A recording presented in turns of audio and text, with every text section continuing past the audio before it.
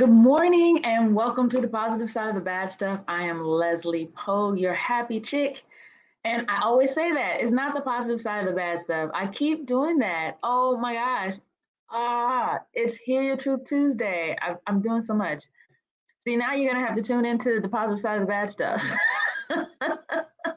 Anyway, welcome to Hear Your Truth Tuesday. I am still Leslie Poe, your happy chick. And today, that's my brain for you. Today, I want to talk about stigma and talking about your mental illness, mental health, all of that. I went to the doctor recently, and as they were drawing blood, he was talking about how, because he asked me, do you want me to tell you? Because I don't like it when I give blood. And so I was turning my head, and he said, "Do you want me to tell you when I get ready to start?" And I said, "No, just do what you do." And he went on and on and on about how, yeah, people usually want me to tell them, and I don't understand why they want me to tell them every step of the way, blow by blow, step by step. And I told him in the moment, I had the presence of mind to say, well, maybe they have a mental illness. There are some mental illnesses that are sensitive to noise or sensitive to things, and they need to just understand what's going on around them. I told him, I said, I remember being in the dentist office and there were people just whooshing around me, and it was very unnerving. So I said out loud, I said, I manage bipolar disorder. So there were people whooshing around me, and it would have helped me a lot personally if I had known what they were doing, if someone had said what they were doing. So he's like, oh, I never really thought of it that way. So I think that whether it changes how he approaches the world or not, I educated him on the fact that, just because you think about what you do a certain way, you might not really understand why other people are asking you for something, asking you to do something, and looking at things in a different way. Because a lot of times, our service providers don't even, especially if they're not in the mental health field, they don't think about the fact that the way you operate, the things you're asking them to do might be because of a mental illness or some kind of challenge where you need, like your noise. And there's so many anxiety disorder, anxiety, depression, PTSD, even schizophrenia. I think there's a lot. There's several different mental illnesses, mental diagnoses that are noise sensitive, that need things to be as OCD. Like there are different things that need to be done a certain way. And a lot of times people are like, yeah, she's so weird, or he's so strange. I don't know why when he comes in, he does this weird thing. They don't really, they're not cognizant to step outside of their, and I'm talking about even educated, trained people. They don't take a beat to think outside of their immediate situation, their immediate role, their immediate job, their immediate interaction with different people across, their path that have different needs and different issues. They just, a lot of times people, and I think we're all guilty of that sometimes.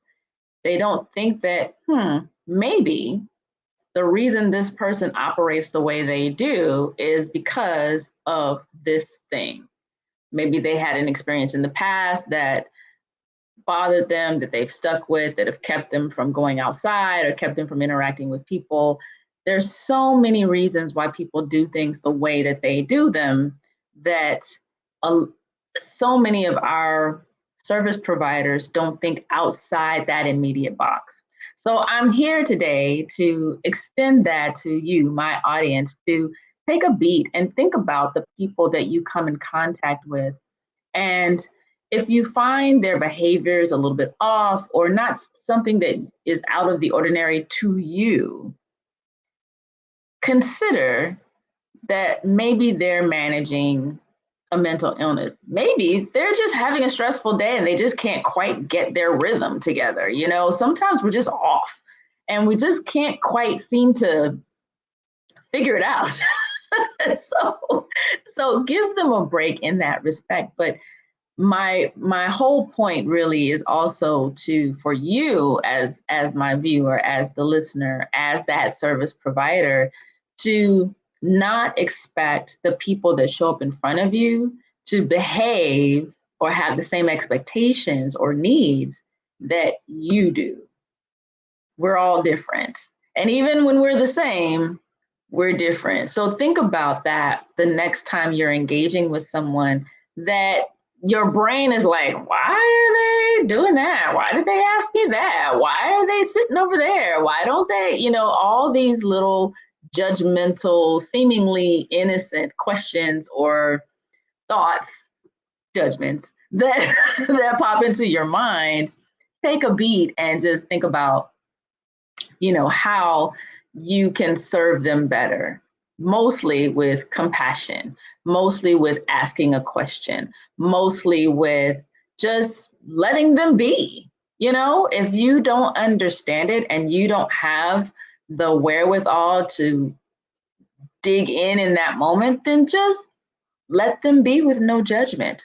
So keep that in mind. That is your Hear Your Truth Tuesday today. I wanted to definitely touch on that because and I want to encourage people who do manage a mental illness that once you really feel comfortable in your own skin, find those times to, now don't beat people over the head with it, but find those opportunities to educate the people around you about why you do what you do. I've been doing that a lot lately, I notice, and more so than I ever have before. And I'm just happen to be noticing it. So, when you find those opportunities to educate someone on why you need your space to be a certain way, why you tap or why you do certain things, don't be afraid to step outside that stigma. Like, stigma be damned. Just educate people so that they understand, not only in the moment, but possibly the next time they encounter a similar situation and then go, oh, okay, so I need to do this. And that will ripple out the effect of the compassion that we have for people who do manage a mental illness, and where we can be more inclusive and think about all the people that we engage throughout the day.